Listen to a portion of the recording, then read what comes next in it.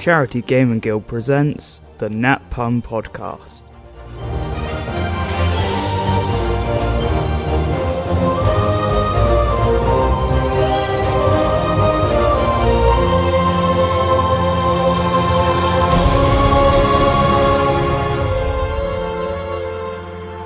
Hello, one and all. As you remember, I am Andy Limmy Poop Jenner, and I am here to talk to you about last week's episode. I am joined by my guests, and they are Noppy Bertie. Very noppy, Very Noppy. And I thought, Umbrastical, is that right? No, I didn't. Umbrastical Adonis. Hi. Or even John. Hi. Hello. You didn't get it. Why didn't you get it? I can't give myself a word, can I? That's a bit weird. Okay, well, I can. Twat. It is Twat Ash. Wow. You're welcome. You're welcome. Thanks, Barry. That was so much better. As you know, I'm going to be talking to you about the episode that you hopefully listened to, and we're going to sort of explore what's happened. Now, one of the first things that we did during the episode was we talked about the calendar as it exists within the world of the Allhavens. Now, I had a splitting headache trying to understand that, so I'm going to pass you over to Ash to explain it once more time. What is that calendar looking like, Ash? Let me get my notes. Well, I know that the first part, so time in itself passes in the same way it does in the real world, as in there are 60 seconds to a minute, 60 minutes to an hour, and 24 hours in a day. So that part, time is exactly the same as we would all are all familiar with. So, there are 10 days in a week, which we call a 10-day. There are 4 10 days in a month, but every third month has an additional half a 10-day. So 5 days. So if a week is a 10-day, what's a fortnight? 20 day, I suppose. 2 10-day. 2 10-day. What do you call the 5-day? Half 10-day. Makes sense. Logical. This is world building right here. 101. And then there are 10 months to a year. Should we do the month names in this episode? Let's do the month. please. Oh, I'd love to know. Okay, the month. so month number 1 is called Melorium. Month number 2 is called Laurelium. Month number 3 is called Cotrium. Month number 4 is called Emixium. Month number 5 is called Gororium. Month number 6 is called Manasarium. Month number 7 is called Ornithium. Month number 8 is called Axium. Month number 9 is called Madrium. And month number 10 is called Zeralium. So we were in month number 9. 6 Manasarium. I know what we're going with then. Yeah, so your adventure started on the first day of Manasarium in the year 354. So as players, what numbered month in our calendar were you born in? Because I'm September, so I'm 9th month. So you're Madrium. I'm a Madrium. Anyone 6? 6 would be Manasarium. I'm 4. I'm an April baby. Emixium. Emixium. I would be Laurelium. Right, so anyone born in November and December just don't exist. So that's what it doesn't matter. They don't care. They don't Sorry, care. no. Sorry. They can't play in this world. Sorry, Jesus. You already get screwed over with Christmas. We're just getting rid of your birthday altogether. But the names of the months all mean something. They all come from somewhere. They're not just random names. I was going to say, because you've got Melorium, which would be Right. Laura, That's and So they're Laura. gods. Imix, Ah. Imixium, I thought you might recognise Tuesday night, so I imagine some of the others are similar vein. Yeah. So the ones people will know are Melorium and Azraelium, which are months 1 and 10, because they were the first 2 gods to sort of populate the world, if you like. And then Emixium, which John knows from our Tuesday night game, is all to do with a fire and primordial. Ancient primordial energy that was used by Melora to form part of the world. We also know there's 4 primordial elements, so imagine the others are in there as well. They are, and you well, I do know the names, but that's yeah, exactly. Different notebook. Yeah. So who decided on the names for the months? Because surely if the first 2 gods, I would have thought they would have been like month 1 and 2. But if in month 1 and 10, why did it get split up in the way it is? Was that just happened that way? I don't have an answer to that question. Because the vessels of the All-Havens don't like to keep things simple. That's fair. I would have thought that it would be the vessels who would have named the months because everyone else has got like political agendas and things, but vessels are the only type of people in the world whose role and sort of allegiances don't change. Maybe it was like a bingo pool. Like they put them all in a hat and then just pulled out. Month 1 is going to be. Barnaby Throw is a very old man, so probably likes bingo. Do you like bingo, Andy?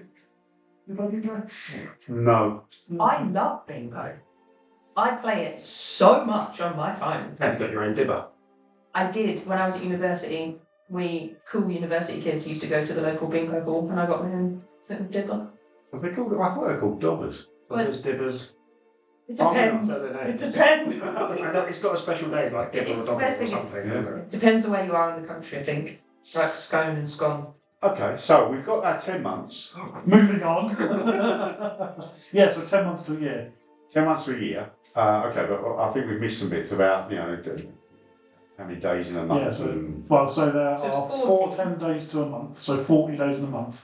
Every third month has an additional half 10 day. Right. The problem is because of the way that pattern falls, the months that have the 45 days in change from year to year. So it's not the same month every year has 45 days, because it's only 10 months and then the third one. Like we get a leap year. Yeah, so it's kind So of it's like their version that. of a leap year. Yeah, kind of that. And then fantasy calendar, why didn't you make it easy for yourself? Stack 3 10 days to a month. Yeah, Don't what? know, still John. Was it for a specific reason that you set it up the way you did, or was it just like, For those of you who can't see, Ash's eye is twitching as he's trying to compute the I question. wanted to try and make something insane. I don't know, to be honest. I wanted something original, something different. So I looked at how a 10-day works in the Faerun calendar, for example, in the official D&D world, and our 10-day works slightly differently to theirs. So I think with their months, they get an extra, like in the Faerun calendar, they get an extra half a month or something every 3 months. Something different. But I took that principle and applied it to days or weeks rather than months. So we get this weird kind of calendar that never properly lines up. And also, I think when you're playing games, it makes it sounds really bad, it makes it harder for players to work out where they are exactly in the timeline, which makes it easier for our war character DMs to tie things together, and things like that. So have you gone to the extent of working out if someone is born within the All-Havens on one of the extra 5 days they get in a month? Because the months change every year that has the extra 5, how long is it before they get the next birthday? I hadn't even thought of that. But there is a set number of days in a year, though, isn't there? Yeah, so it's still the same number of days, but then obviously the date will change. So, for example, in the year you're in at the moment, Ornithium, which is the month you're now in because you took ages. blew the last month, there are 45 days. So if you were born on the 44th of Ornithium, there won't be a 44th of Ornithium for another 3 years. You're looking at each other like one of you's going to figure that out. Yeah, what you need. Calculator. Calculator. Andy's better with numbers than I am. That's why I'm looking at Andy. So I think people would solve this by just having your birthday every 415 days. Yeah. So your birthday's constantly changing. Yeah. Do you know what, for me, I think would be the most annoying thing? Is if you're in a salaried job and you get paid the last of every month, that's going to suck from month to month, isn't it? Oh, it's only 40 days? Oh, it's 45 days to get paid. Shit.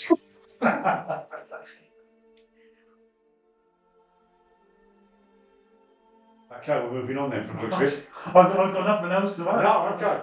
Okay, so we've got this now nice new simple calendar system for our world. Welcome everyone. You're welcome. Yeah, thank you very much, I Ash. spoke a creative genius from me. So we left on a epic journey to get to Timberminster, and we were travelling for a good number of days with our trusted goats, whose names were Vanka.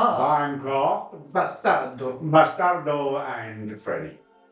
Our beautiful goats, our companions that were pulling our cart, and the first obstacle we came across was a large ravine with about 80 foot across, but the bridge had broken.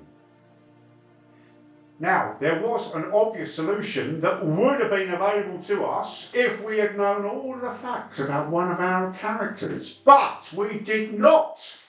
And we'll come to that again a bit later. Although those that have heard the podcast will know exactly what I'm talking about. So we chucked left and we went further up the mountain until we came across this sort of a dead end, if you like, but it did give us a panoramic view of the mountains and the river below us. And we could see that actually, if we chucked to right, we could have gone down to the riverbank and continued our journey along the riverbank, which is what we did. Can I just say on that bit, it was probably the first time that we've had where theatre of the mind had the potential to completely derail the situation. From the question of do we go left or right, and you went up or down, and both me and Charlie going, no, it's left or right. We're going left or right. You can go left on the bank, you can go right on the bank, up, climb the bank. There's no ladder here. Someone with wings could have gone up. Just saying, John. I'd like to refer you back to your point about if we knew the character had wings, yeah, that'd be useful if I did as well. Didn't realise the layer. So what you're saying, John, is you didn't angry. Yes. You didn't angry. And I was looking through stuff later on. It's interesting to bring up that theory of mine because I don't play theatre of mine very often. This is the first time we've really done it in depth, and there's a couple of times where in my head it's looked one way, and then you guys have described it or described what you're going to do in a way that doesn't make sense with what's in my head. Mm-hmm. So I've just adapted to what's in my head. But for some reason, with that encounter, my brain went, no, it's up or down. There is no left and right because you're going up a mountain. It's like, well, yeah, but yeah. It was interesting. I think it was just the scale that, like, we were thinking of scale of we're standing on the edge of a river, and you're thinking you're standing on a mountain. Yeah, absolutely. Yeah. See, I've got something there I'd like to say about theatre of the mind, but I don't think it's appropriate for this audience. Nothing you say is appropriate for this audience. Just cut it out. Okay. Sorry, that bad. Okay, I was going to say the only time I engage in theatre of the mind is in the shower. Yeah, definitely cutting that out. 100%. I don't get it.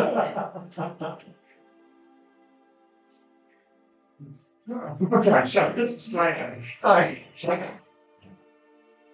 We continue our journey. We go down the mountains to the St. Nevis River, and we continue along the river bank until we see, surprisingly, a frozen waterfall and these little white lights flying about. Now, in typical sort of character, he's not interested, he wants to carry on. But Vesper wants to bloody explore them. So we have to stop. And that causes all sorts of problems, doesn't it? If you remember. Can you remember that far back? I know it was last week, but Yeah, it was only about an hour ago, but yeah. Vague recollection. Vague recollection. So, you go and you see these little sort of whitey, spritey things flying about. Yeah. And they're a bit cold. Yeah. One of them goes to lob a frozen rock at you. Which I was fully prepared to accept the hit of a frozen rock. Like, it's a little white, whatever, the pixie thing. It obviously, I've done something to offend it. It's chucking a rock. There's a communication barrier. If it hits me, I'll be like, okay, sorry, I'll leave. Then Adonis, it's like, Yeah, pretty much. And of course, G, being the brave person that he is, was covering your backs from the safe distance behind the ghost. That's not exactly what happened, though, was it? You untied the ghost to make a goat shield to hide in the But middle. was trying to make a goat centipede. It Actually, was a goat centipede, yeah. That was the attempted effort to make it so that they would completely sort of surround me. That was the word. That was the word I was going for. Yeah. See, now all of a sudden I've gone maths here. So if you actually divide the so if you divide the circumference of an apple by the diameter, do you get apple pie?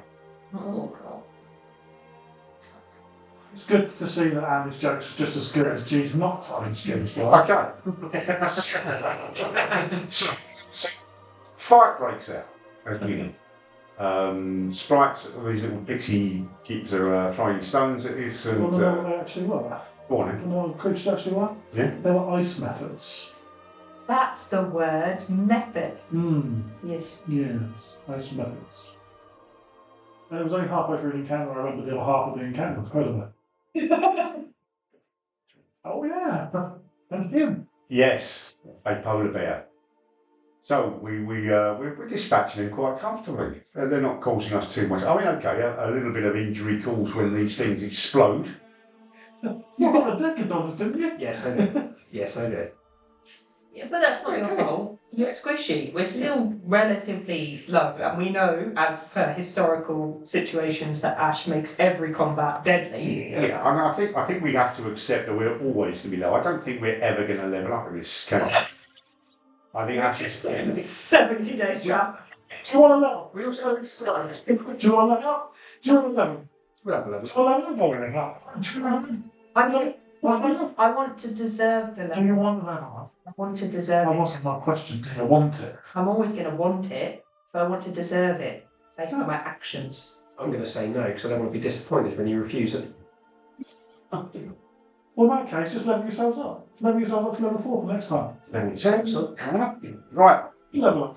You have deserved it. Putting up with this. For those of you,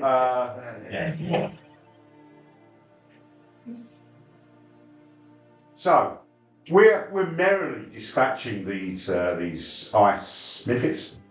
Yeah, with the exception of Adonis, who seems to be taking quite a bit of damage from exploding miffids. Fortunately, the kind-hearted Vesper's there to heal him. But then one of them buggers off and has a chat with a frozen waterfall, which I thought in itself was a bit odd, and then invites a polar bear to join the fight. Which ended in terrific style, bursting through the frozen waterfall. It did. Oh, yeah. And I have to accept that, and I think I mentioned in our podcast that Leary Oob did escape from my hands. Can I ask why it specifically went that they were pointed at G, the little methods? It killed most of them. Yeah, because you were doing the majority of damage. Oh, because you've done quite a bit with your fire though. I didn't Yeah, actually he's finish hit them the off. deck. I had to actually Oh, finish them that's off, true. I think. I don't think they saw that as a threat, seeing as you died in that race pretty Well, quickly. they are mistaken. That's how I fight. That's how I fight, from an unconscious position. Lure them into a false sense of security. So yeah, polar bear charging me down. I whipped it, and I did the only sensible thing, and that was run away and climb a tree. Do you know the only reason that Vesper came over to stand by you is because you were next to the cart and the guards? You had him. She was genuinely like, "Where is he on the field? He's near that our boats and our cart. I have to protect them." She's like, "I'm happily letting you be attacked so I can get the goats and the cart out of here." That's good to know. Yeah. Good to know for future episodes. The other Right. times that you have buggered off when I have been Excuse me? hurt. Was I not shooting the little ice muffins? Or Yes, so they exploded in my face over and over again. I personally blame you for me being knocked unconscious. Thank you very much. You can see my character is very hello, nice to meet you. At least I've got Tash to talk to. Oh, yes, So is everybody else. That's the So yeah, I mean, I don't know whether or not. I mean, you're obviously the MC. You could tell us, but would a polar bear have been able to climb a tree? I think they're tall enough that it could have just reached you because you're only 15 feet up. For a large creature. Yeah, okay. Okay. The polar bear was always going to eat the goats.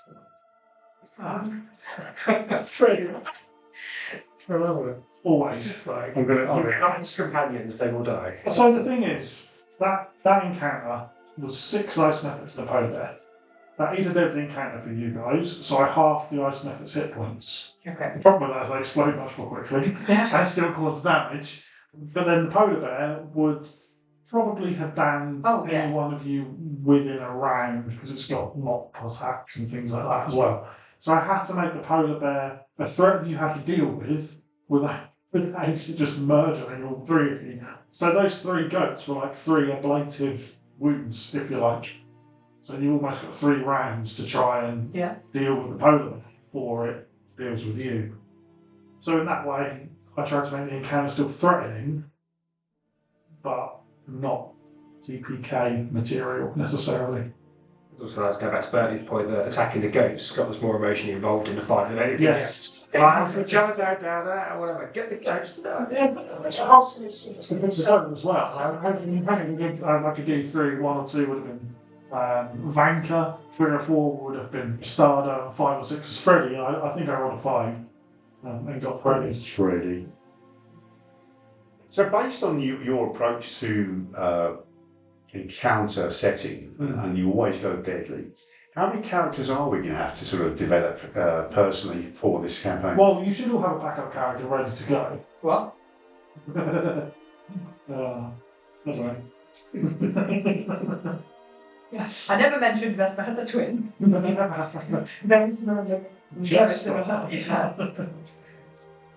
So that was the first encounter. Did it go well, guys, in your view? I mean, we're alive, so I guess that's a success. I think it's because it was something a little bit different as well. Because it wasn't just ogres. It wasn't just ogres. Yeah. It was a polar, which I think the bit that surprised me was a polar bear, because in my head we were walking through a valley that was like lush and green, and then there's a polar bear. So that was a little bit like, maybe I'm not imagining this how Ash is imagining it, but at the same time, I also was like, should we have checked behind that waterfall? Because it was obviously big enough to have housed a polar bear. There could have been something. Check. What do you think about? No, in the 4 days that we took to recover from your fire, we never looked in that place. Yeah, that could have been the baby bear, and we come across its mummy and daddy, so I would have gone in there. I think it's interesting because you did imagine it how I imagined it. The fact that it was all frozen was because of the ice methods and their kind of impact on the area. I'm just trying to find my little notes to tell you the kind of prompt I had for that encounter, but I can't find it. Because the ice methods make sense, but then the polar bear, I was like, they just have a pet polar bear that they just hang with. That's exactly it. Nice. Yeah, they've literally got a pet polar. I liked it though. There's always a part of me that thinks that I can tame it. Well, regardless of what we come up against, when it's a monster, I'm like, I will talk to it first. so it's I'm like, does it definitely look like it's going to attack? And you're like, yes. If we ever go on a joint holiday to perhaps the forests of North America, and we see a grizzly bear, remind me not to. Yeah, listen. Stand there, Bertie. I'm good. I know what to do with the grizzly bear. Outlanded.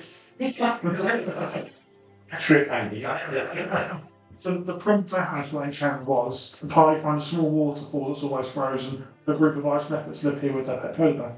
If anyone goes to investigate the waterfall closely, they'll warn the party to stay away. If the party is persistent, they will let loose their pet. Oh, so it was literally, we didn't have to do anything. We didn't have to kill their pet. If only we could have spoken their language. Yes. Yeah, what language do they speak? One that you can't. It's good to know. Chris Methodist. A Methodist. Yes.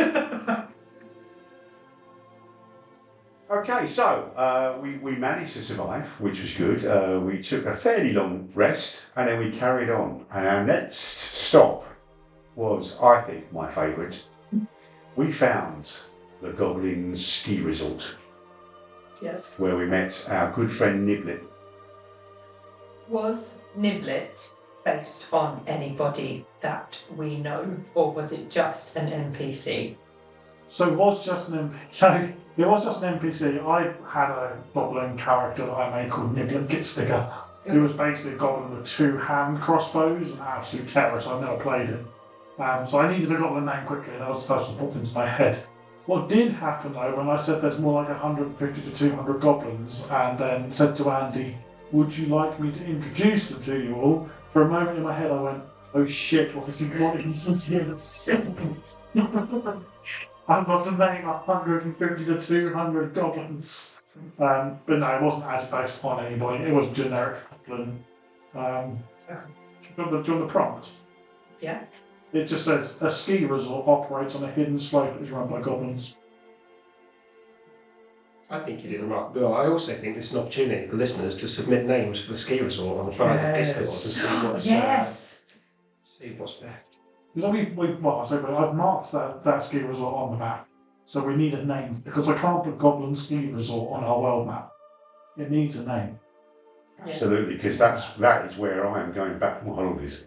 Yeah, so jump on the Discord, find the Nat Pun chat, and start putting names in there for the Goblin Ski Resort. And I will always say it. Any art, if you have in your brain, I think this is what it looks like, and you want to draw it and send us pictures, please do. Like Adonis falling off the ski lift. Yes. So Smack in his face. I know exactly how that feels. We went skiing in Finland 7 years ago. We're going up on the tea lift and sliding me and Claire from side to side, tangle our skis up, the pair of us stack, trip the bloke behind us up as well. Everyone else was more skilled and sort of skiing around us as we rolled off to the side. And had to then walk through the trees to get back to the ski slopes. So what you're saying? I decided to James Bond it and ski through the trees, come around this tree, there was a branch of chestnut, literally cartoon. Snow.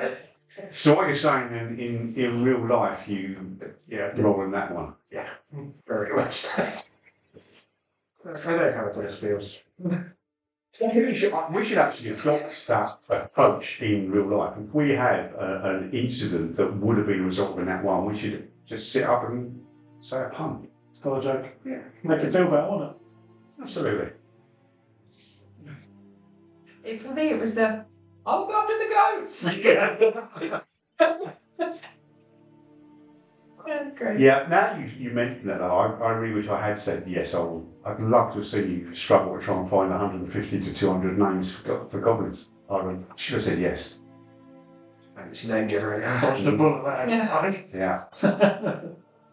Was there any rationale why Niblet, without having just met us, why did he suddenly sort of just hand out a goblin-headed pendant which can be used to escape a dodgy situation? And what was it? Vesper got it rather than me. Well, he alluded to that, didn't he? Because he did tell you that most people who he comes across try and kill him. Yeah, but I didn't try and kill him. Why was it Vesper? No, so that's why he was friendly to you all. And I think Vesper was just engaging with him in conversation at the time. I'm just so charismatic. Well, And probably would have beaten you to crap if he'd given it to you. Why? Why don't I get the present? you could have tried, but then I swallowed it and got away. Or would you? You can have a second go. Let's leave for chocolate. Nice. Are you able to tell us how it gets? I know we did a little bit of it's got illusion magic. So are you able to confirm exactly how it gets us out? Absolutely not. No, it's a surprise. That's a surprise. I'm excited for that. I mean, I'm interested as well as to what situation Vesper would think would warrant using it. The fact that she's just caught in a conversation she finds really uncomfortable. She's like, yes. Just like any conversation with Gene. It's not working.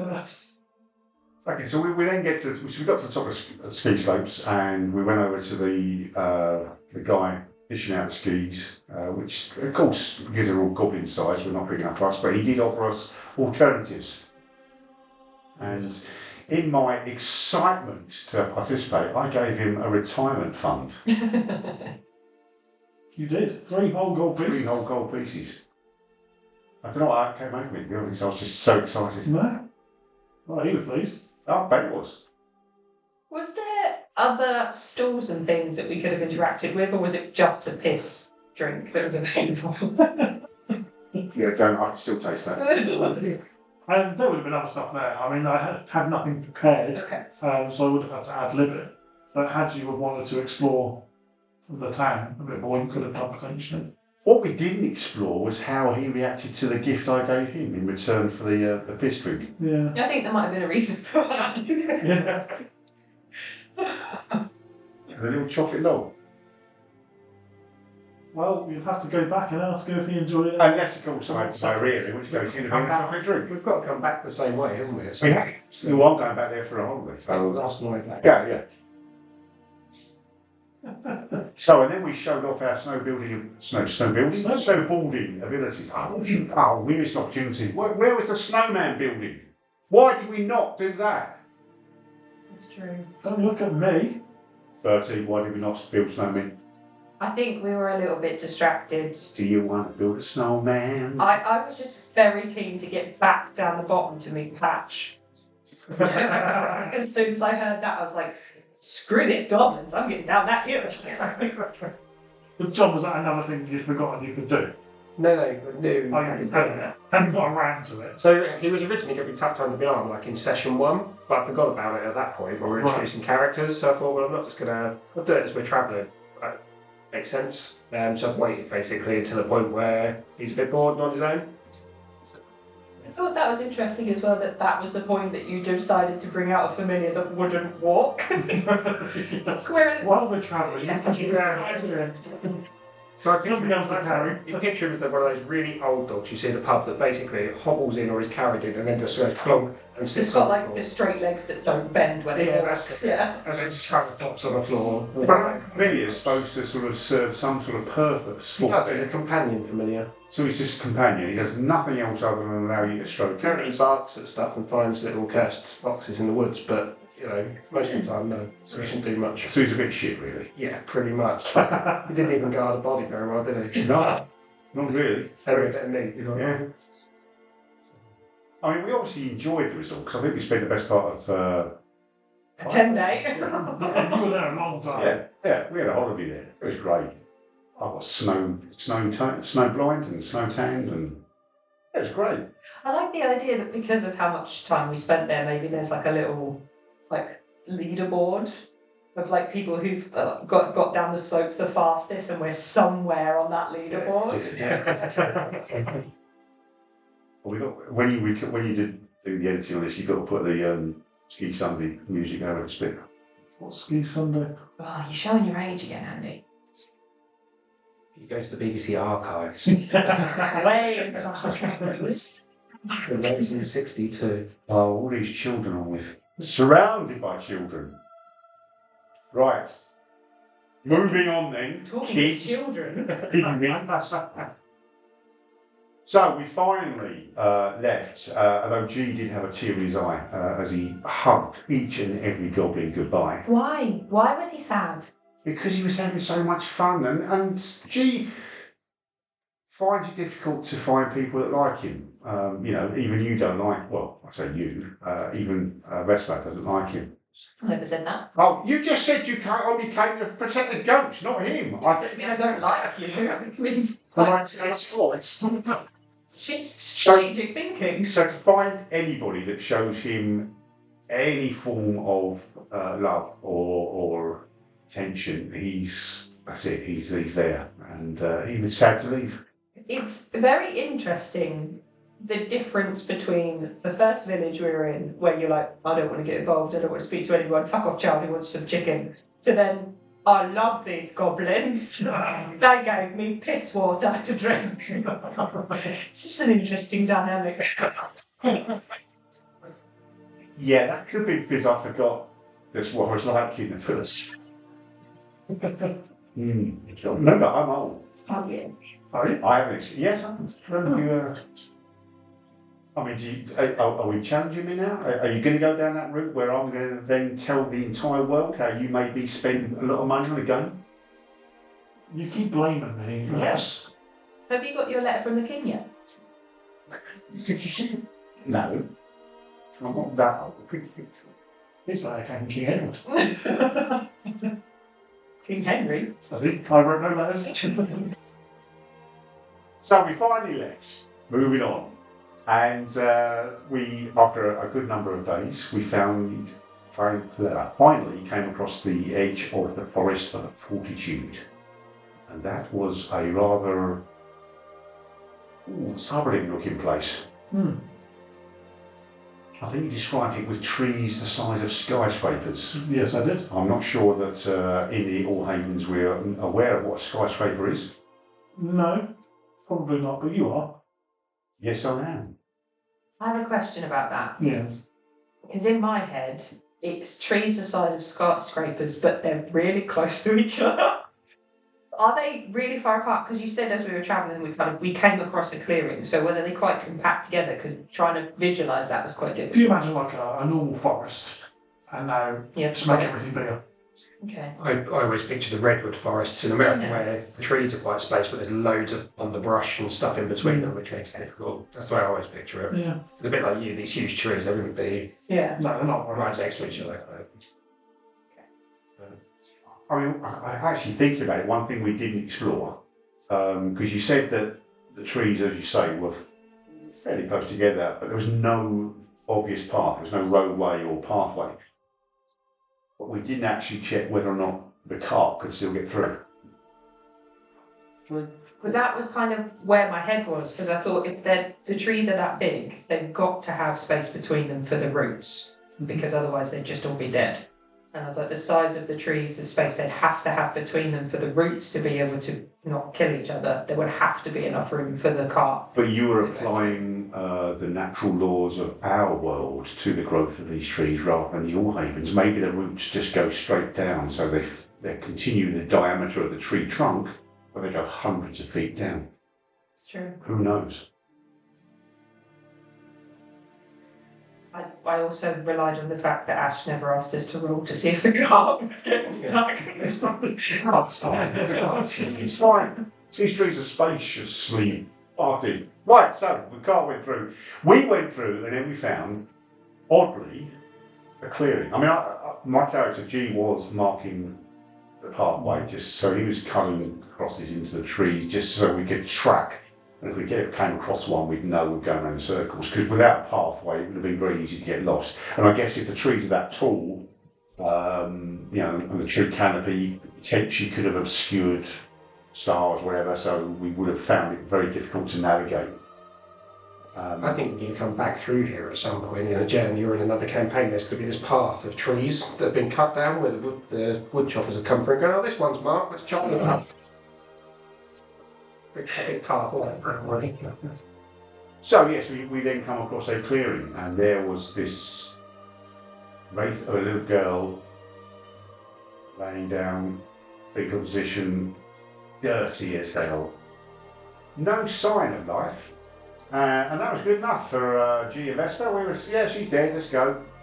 But no, someone had to sort of throw a spanner in the works and make us stop.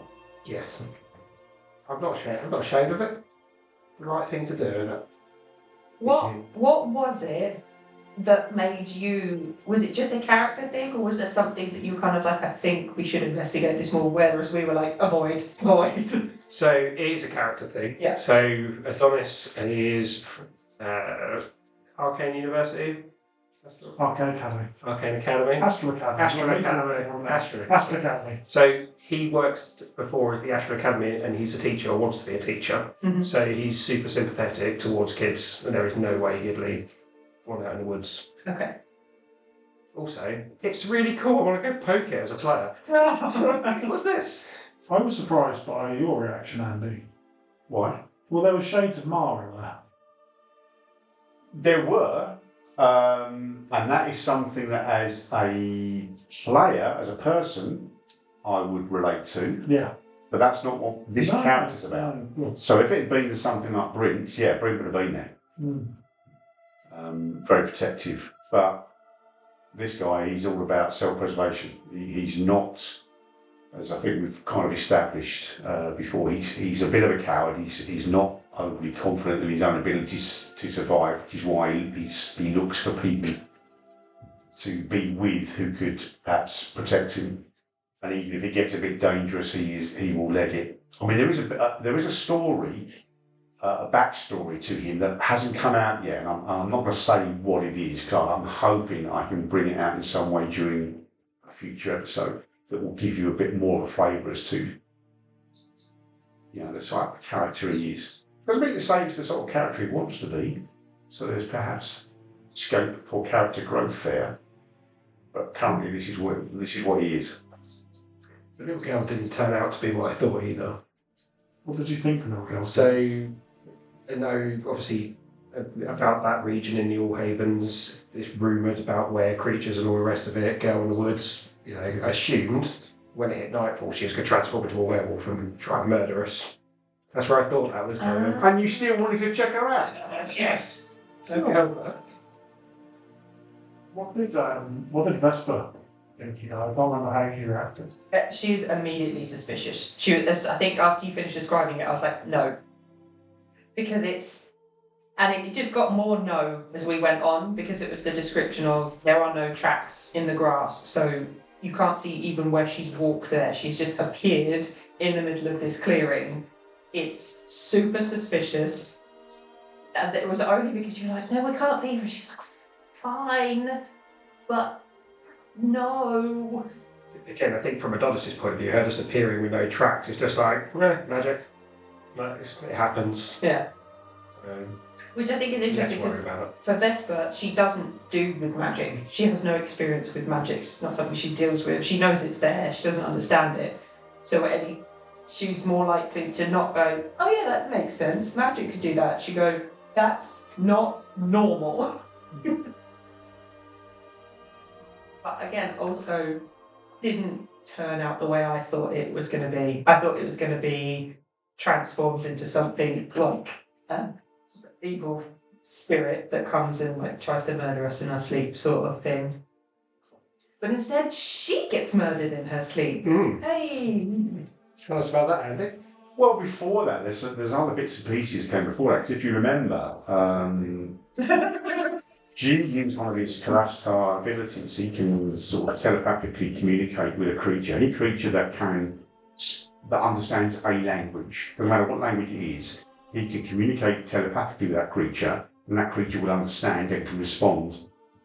Again, regardless of whether we're speaking the same language.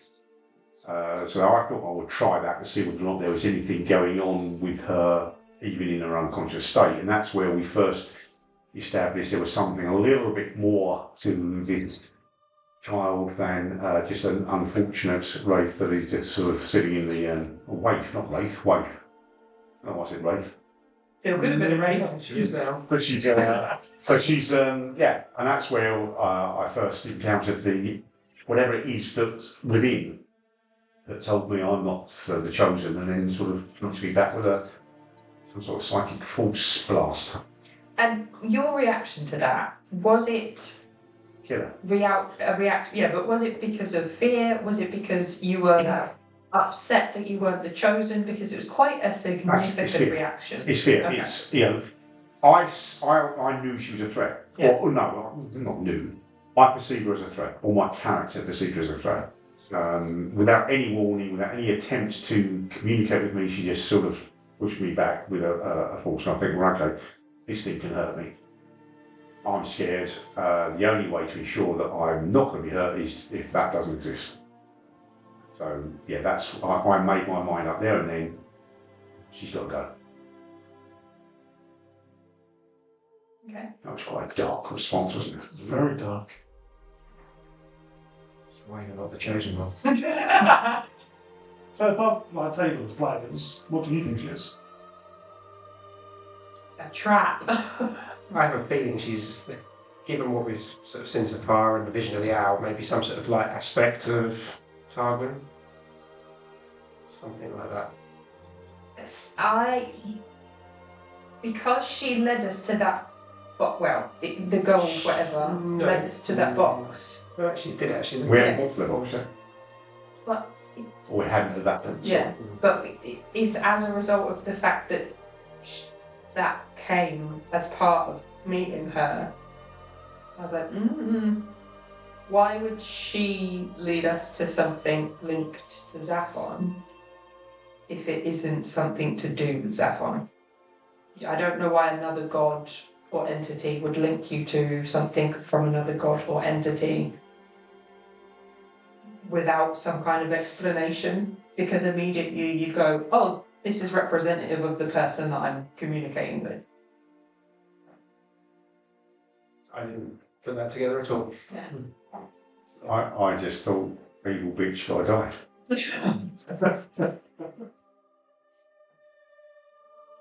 It didn't feel like it was Zaphon in game. I've met Zaphon in other games, so I kind of know the vibe. It didn't feel quite the same. But it's also because knowing Saffron as the actual player character, and then the changes that have happened, he kind of was becoming a bit more like Asmodeus, however you want to say it, who is trickery, king of lies and stuff. So he potentially was just getting better at tricking people. So, yeah. Because I think it was at this point in the game where Tash, whose name I didn't know, even though she was still had co-inhabited my body for an entirety of my life.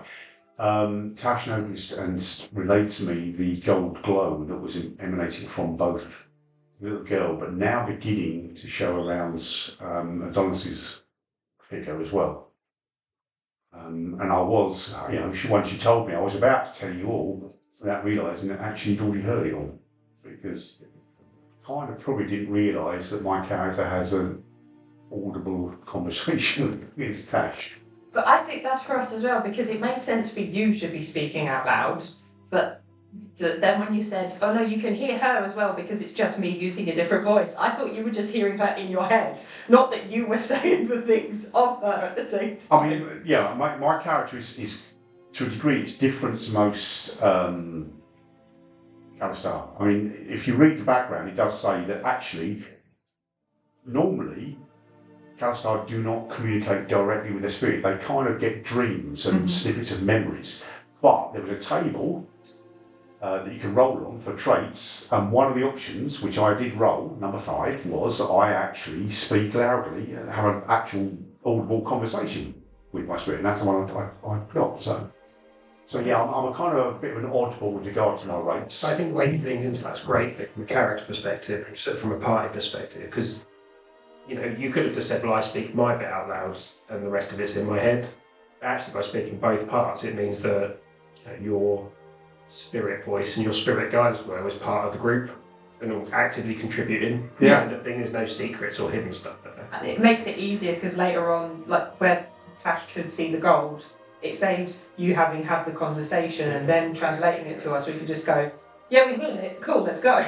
It kind of, I mean, you may have or may not have actually thought this yourself, but it also adds options going forward. So there's nothing that sort of, for example, you could decide, I wonder what Tash thinks. You could start trying to have a conversation directly with Tash. Yeah. It opens it up for that, which I think is nice because we can hear that response rather than it being like you talking to yourself and then relaying to us. It makes it, cuts out the middleman. But yeah, it's like having a fourth party member. You could have a girl talk with Tash. Maybe. I don't know what happens if you die and we resurrect you at some point. Who do we get back?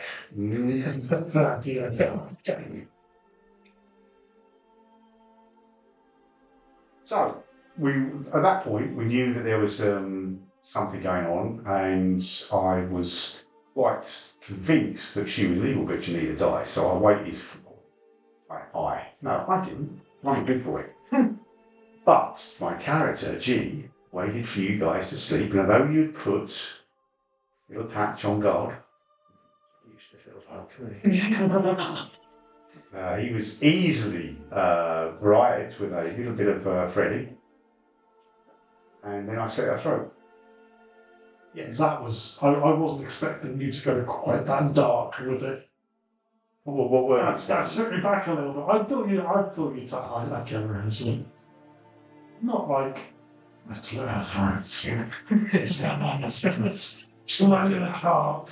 Other options were there to kill her. I'm not going to stab her in the heart. I mean, either way, she's dead. I'm killing her, regardless. I wasn't expecting that as well. Okay. I also didn't think you'd do it quite that way, but it's self-preservation. He will do whatever he thinks is necessary to keep him alive, keep himself alive, because he's a big, scaredy cat. And of course, then it all went a bit odd. Yeah, well, I got woken up because I felt it happen to me. Yeah. In terms of kind of, whatever the link was. Yeah, you, if memory serves, and I say that as if it was last week, but it wasn't.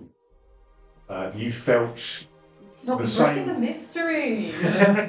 You felt the same pain that she would have potentially have felt if she was conscious of the knife being drawn across your throat. Although there was no physical injury, and you obviously had no blood, but you felt that sort of slice of your throat. Yeah. Woke up, was not very happy or impressed with you or Patch. Very, easily bribed dog, useless. Yeah. Yeah, he's not on guard duty anymore, he can just cuddle up with you. But yeah. So yeah, Adonis was pissed, and will stay pissed for a while about that. He'll bring it up occasionally. Forwards, I imagine, as well. I don't think it's just going to get dropped. It's the the fact.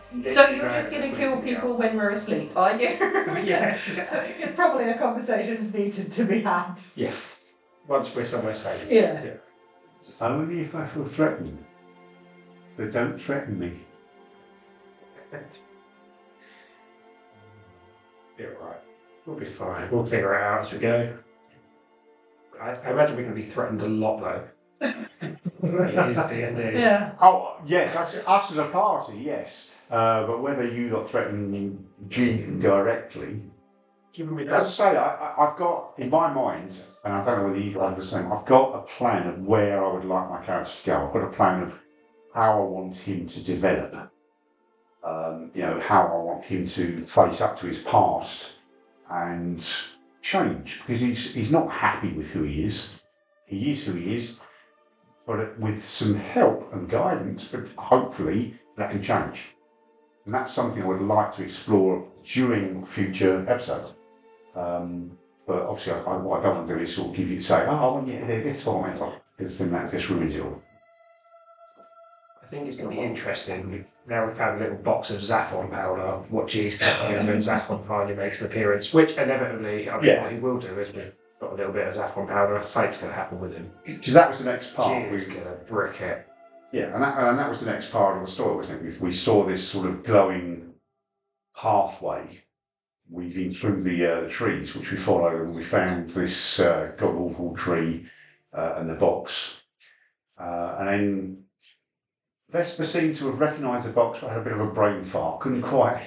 Because I was like, I've got it on a t-shirt, I've got it on a t-shirt, I've got it on a t-shirt. What was that t-shirt for? Come on, Ray, remember. And I was like, no, can't get it. Couldn't get it at all. It was about the Dark Ascension, though. Yeah.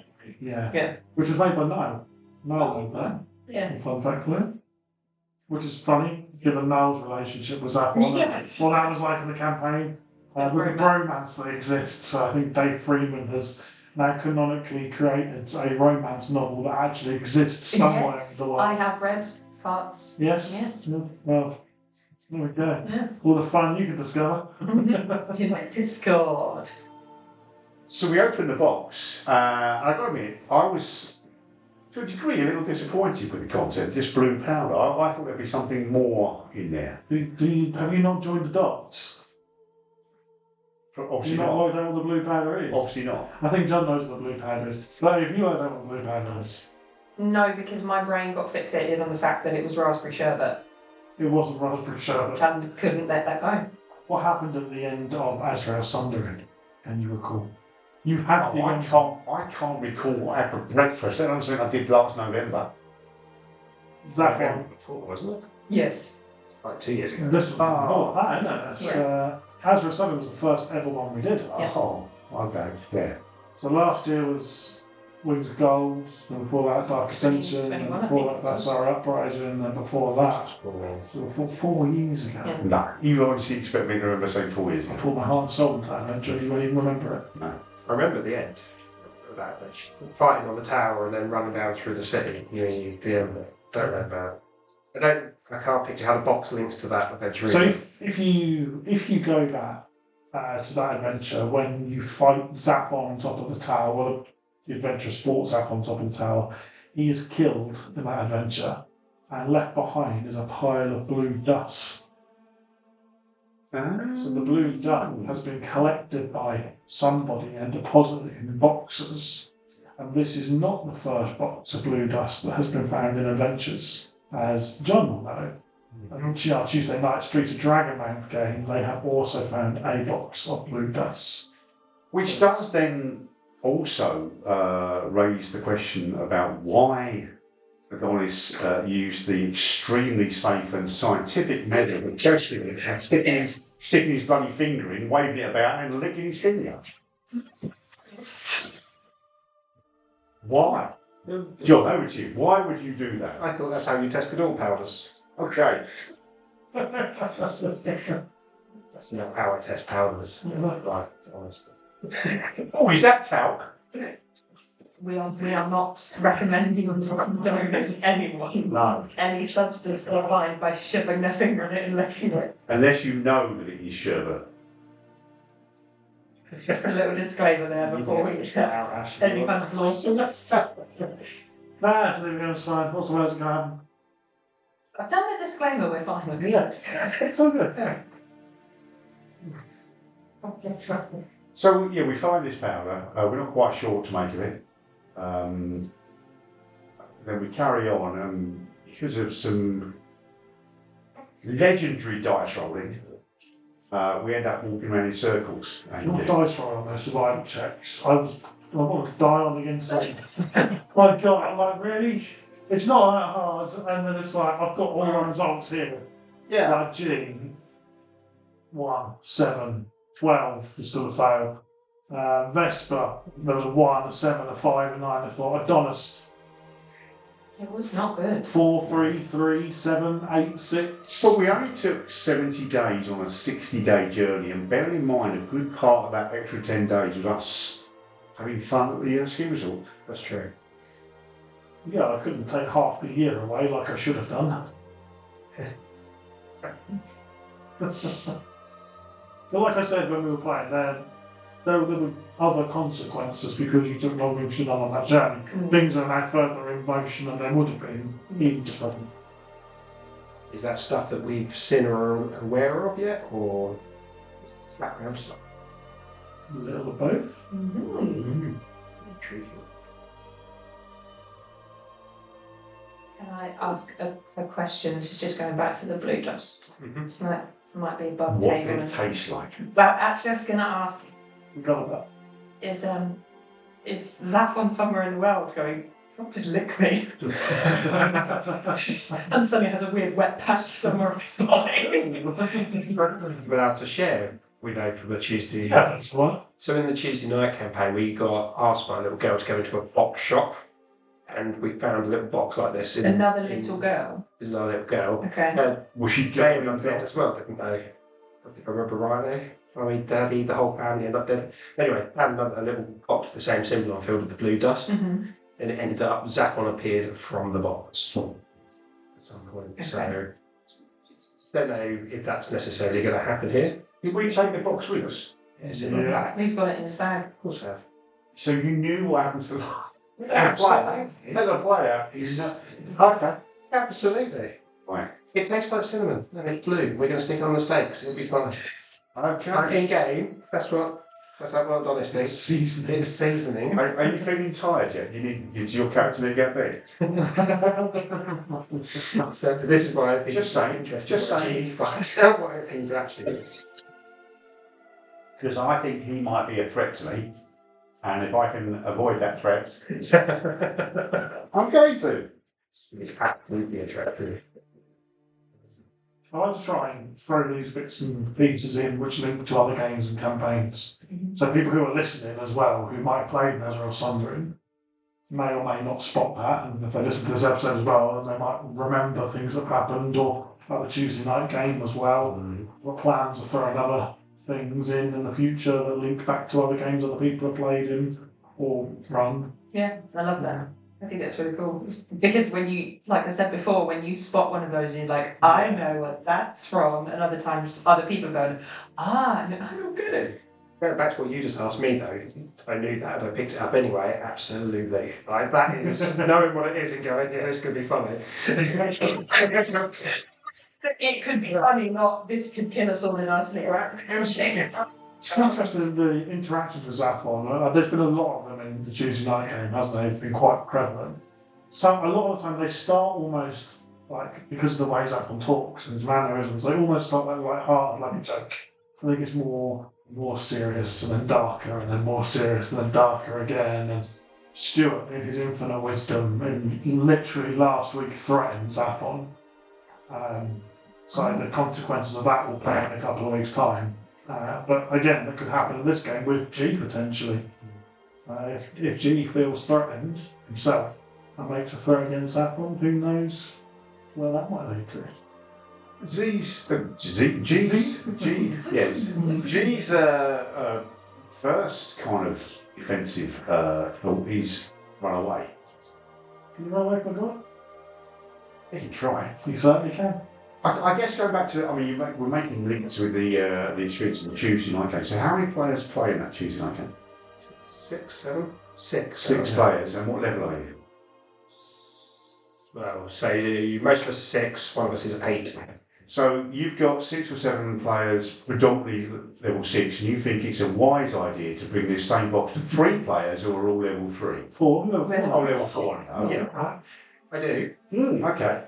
Because... Go to sleep. And so the experience of Leopard that I've got as a player above table, seeing that our characters don't know any of it, he doesn't do anything to directly harm you. Not in a... It's kind of always your choice, your decision. He puts you in situations that are absolutely going to mess you up and make you go, what am I doing? Oh no. But I don't think I've seen him ever physically harm anybody in any of the games. He clearly would, but he never does. So I'm not particularly bothered about that. As a player above table, I don't think he'd be afraid. He's not just going to walk in and stab you. It's just not the way he does things. Okay. I Ash? thought it was an obvious. Do I need to have anything to know? Don't know. He's yeah. I think you're right. I thought that session was very different to others we've done, and I actually really enjoyed the sort of the mechanic behind it. So that the depicting this journey and how we're getting on and the little adventures we have on the way. I thoroughly enjoyed that. I enjoy all of our games. Well, I'm being polite here for you, Ash. Thanks, Andy. I appreciate that. You're welcome. Feigned enjoyment. But yeah, I thought that personally, I thought that went well. Session. I got out of it. I think what I needed as a character, I was able to just impart a little bit more of my personality and what's going on in my own personal life. What about you guys? Was there anything you wanted to achieve in that particular session that you did or didn't? So for me, I wanted to get Patch out. As I said earlier, but he was supposed to be there in session 1 and I forgot. So it was a good excuse to get Patch out. I also think it was nice that G and Vesper had your moment on the ski slope. Mm-hmm. Just the two of you kind of thing. I know you don't split the party as the general rule, but you were going to come down within an hour or so. I think it would be fairly safe. But again, you took guys some space to do some role play together as well. And then some character growth, I think, from everybody. Like I say, some G stuff. I think got some from Adonis. And again, your reaction to the girl in the woods wasn't what I was expecting in terms of what Vesper would do. So I think, it's a bit more about everybody's character, I think. Still can't believe you've not mentioned wings yet. Yeah. That was, for me, it was the... Oh, by the way, I've got wings. Oh, by the way, I've got a familiar. Oh, by the way, I talked to myself. I know we kind of experienced that in the game, but you hadn't actually communicated it to us. So that was fun to find it on that journey, those little bits of... I don't think it was just because you forgot you had wings. But to have... Oh, it seems like an appropriate time to bring this out. Yeah, fly away from the polar bear so I get eaten. Yeah, makes sense. They only last... So I don't quite know how to... as a mechanic, you can fly for 10 minutes. Mm-hmm. So I picture them as spectral wings rather than real wings. Because if you've got real wings, then that doesn't make any sense. So it's like a spell is the way I picture it. Yeah. So you wouldn't have seen it until there was a need for him to get out of the way.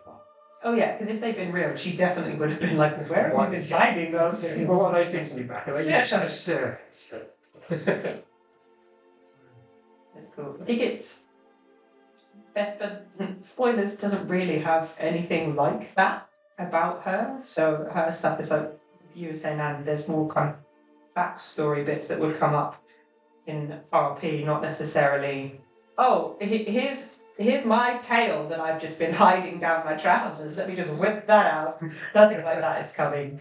Well, I don't know, maybe something in the Zaphon box. Do you have a tack? Not that I'm aware of. Okay. Sorry, me or Vespa? Oh, Vespa. Yeah, no, Vespa definitely. Yeah, so it's fun to have those little tidbits and to be. You've got some character traits that you still want to sort of develop and bring out in this, which is good. I think that's part of the beauty of this gaming system, that your character can continue to develop, not just physically the with your needs attributes, arises. Is it because the bit with the kids? It's like, I didn't necessarily know that she was going to react like that until she saw it, but it was as a result of the things that happened previously on the travels. Because if the ice methods hadn't gone the way it had, she wouldn't have had an issue going up to that child. But because she went up to these things that looked seemingly innocent and fine, and then they all got attacked, she's like, no, I remember what happened before. I'm not going in there. But then your experience with goblins was a positive one. Yeah. I mean, goblins in the world of D&D historically aren't renowned for their friendliness. They tend to be quite... Yeah. But I mean, if the girl had run up to us with like skis in her hand and gone, do you want to go sledding? She would have been like, sure. But she's seemingly, it's a bit more heightened and trusting. And I guess the environment would have added to that. Oh yeah, super suspicious of the whole wood scenario anyway, so she was already on high alert. Don't trust wood. Do you want to rephrase that? No, I said it exactly how I meant it. Okay. Good to know. Anything else, guys, you want to cover off? What about from your perspective? Yeah, Ash, could you go the way you... So, I think I mentioned this off recording. Like, I agonised about whether to do a travel session or not. I'm glad we did it the way we did it, because it put you guys in different scenarios and situations, which forces you to act slightly differently. We got a combat one, which is rather good, because a bit of combat, a bit of that.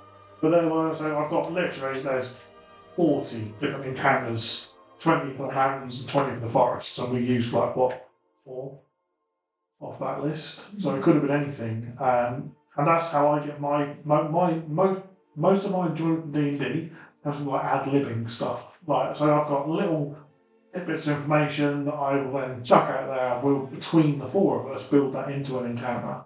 Like the ice methods. I literally had, the only information I had was what I read out. But those ice methods said they've got a pet polar bear, and if you don't go away, they're going to get their pet out. And that's it. What actually happens is kind of down to us to work out together your actions and reactions as players, and then how that works. So I've got loads more now that I haven't used, I can use in the future or might come across a game. But yeah, I think it went well. Apart from your rolling, because your rolling is atrocious. How would you have, if we'd have continued to roll really badly, because you said DC was 12? Yeah, so in the Something mountains, like that. DC was 12, and in the forest it was 14. Yeah, so if all of us had continued to roll below 10 for like 3 or 4 rounds, what would you have done at DM to keep it moving? It's a really good question. Andy would have come along with his goat and Cool. carried us all through. It would have depended on what encounter you came up against. So if you then used the encounter to try and bring you back on track, maybe you would have come across someone who actually was from Timminster and then was able to lead you through the forest on the right path directly there in a much quicker and more efficient way than you could have managed. Cool. But that's what I mean with it. If you're too prescriptive with the encounters, you've got no flexibility to be able to adapt those encounters to do what you need them to do as a DM. And we spoke about some of the 6Ps last month, we're going again this month, I think. Mm-hmm. We spoke about pacing and keeping the pacing right. That's a way you can use an encounter to adjust the pacing and sort of calibrate the adventure a little bit. Although your rolling was bad, you were making slow progress. So I wasn't too worried, but yeah. Yeah, but that's the art of DMing, isn't it? Because nothing, you know full well, the one guarantee you have when you are a DM is that nothing is going to go the way you expect it to go. So you've got to have the ability to think on your feet and make adjustments. Now, whether they are things that you've anticipated could change and therefore written a little sort of a backup plan or not, or whether it's something you have to do, in real time in your mind. Yeah. Well, you know me, I don't plan, I just wing it. But, I mean, for me, another good session. nobody else has anything to add, I shall bring my little session to a close. So I hope you enjoyed it. I hope you enjoyed last week's episode. I hope you've enjoyed the recap. I'd like to say a good night from me. And a good night from me. Oh, good night from me. And a good night from me. See you next time, guys.